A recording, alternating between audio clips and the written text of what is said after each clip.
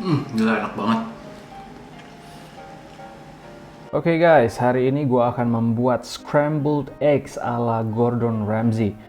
Lo tahu scrambled eggs itu gampang banget dibikin dan banyak banget caranya. Yang lo perlukan adalah hanya 3 telur ayam dan butter, and then that's it. Udah nggak perlu apa-apa lagi, karena caranya gampang banget. Nah, yang pertama, step pertama ya. Lo harus masukin ketiga-tiganya untuk telur ayam itu ke dalam satu pot yang tempat lo akan dimasak scrambled eggs itu.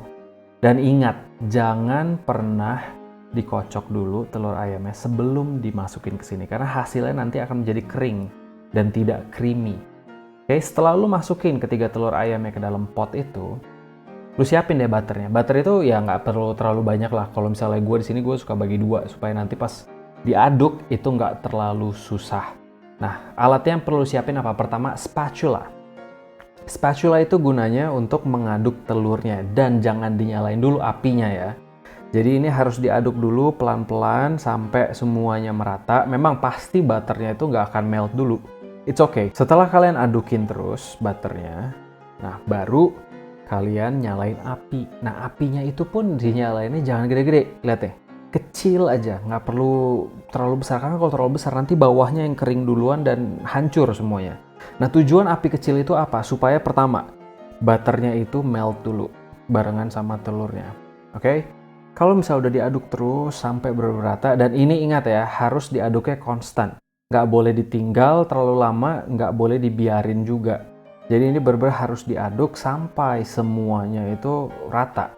Kalau misalnya si Gordon Ramsay bilang bikin scrambled eggs ini udah kayak bikin risotto, karena kalau bikin risotto itu juga nggak boleh ditinggalin terlalu lama dan harus benar-benar diaduk terus. Nah kuncinya adalah untuk membuat telur scrambled eggs yang si Gordon Ramsay ini, itu harus on and off. Artinya adalah nggak boleh on selalu di atas kompor. Jadi harus diaduk-aduk dulu dalam kompor untuk misalnya berapa detik, semenit, habis itu lu offin, naik. Oke, ditinggalin, diaduk-aduk terus, jangan kena api untuk berapa detik, baru ntar dimasukin lagi ke dalam apinya. Nah tujuannya apa sebenarnya? Kalau misalnya kita terlalu sering di api, nanti telurnya itu matang terus. Cepat matang, bukan matang terus. Kalau misalnya kalian on and off, karena panasnya itu sudah merata di dalam potnya. Jadi sebenarnya kalian itu nggak perlu di dalam api terus. Memang agak capek sih, gue aja capek untuk ngaduk ya. Jadi tapi ini harus kesabaran. Ya, sabar itu adalah teman utama kalian. Jadi ini benar-benar harus diaduk on and off sampai beberapa kali sampai hasilnya sudah mulai terbentuk telurnya, tidak kering di bawahnya, tapi diaduk terus sampai semuanya matang. Nanti kalian akan lihat caranya. Dan jangan lupa samping-sampingnya itu harus di scrape. Kalau misalnya nggak di scrape, itu akan kering dan terlalu matang, nanti sampingnya jadi nggak enak. Oke, nah ini udah mau jadi. Jadi diaduk terus, aduk terus sampai jadi. Kalau misalnya udah, kalian singkirin kompornya, matiin, dan ingat yang tadi gue bilang. Untuk panasnya itu udah merata di dalam potnya. Jadi kalau misalnya kalian taruh di samping di meja, kalian masih aduk, itu sebenarnya dia masih memasak. Nah, jadi telurnya itu nggak boleh ditinggalin terlalu lama di dalam potnya. Untuk mendinginkan si telurnya supaya dia nggak masak terus, kita masukin crème fraîche. Kalau misalnya kalian nggak punya crème fraîche, masukin aja sour cream. Dan berapa banyak? 1 sendok teh aja cukup. Nah, setelah kalian masukin, kalian aduk terus sampai dia merata, sampai sudah dingin supaya tidak memasak lagi, supaya tidak kematangan. Once that's done, jangan lupa masukin garam. Garam ini secukupnya aja, nggak usah terlalu banyak, nggak usah terlalu sedikit. Next, masukin merica, black pepper. Oke, kalian aduk sampai rata, sampai semuanya teraduk dan selesai.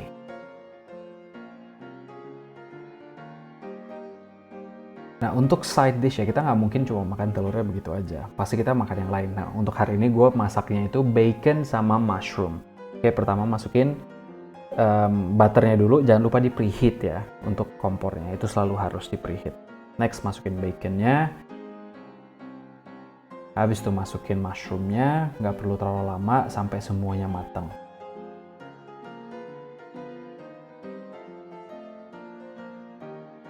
Next, kalau misalnya udah selesai, pasti mushroomnya itu selesai duluan. Jadi mushroom itu harus taruh di piringnya dulu. Setelah itu kalian bisa bersih-bersih ngapain ya, terserah sambil nunggu baconnya itu selesai. Memang bacon itu agak lama. Jadi kalau misalnya bacon babi itu harus benar-benar matang. Once that's done, kalian masukin di piring, lalu siapin untuk scrambled eggs-nya.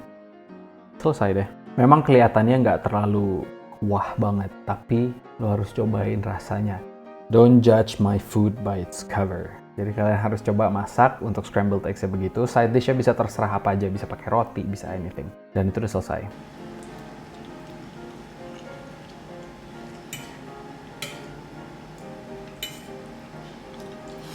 Gila enak banget.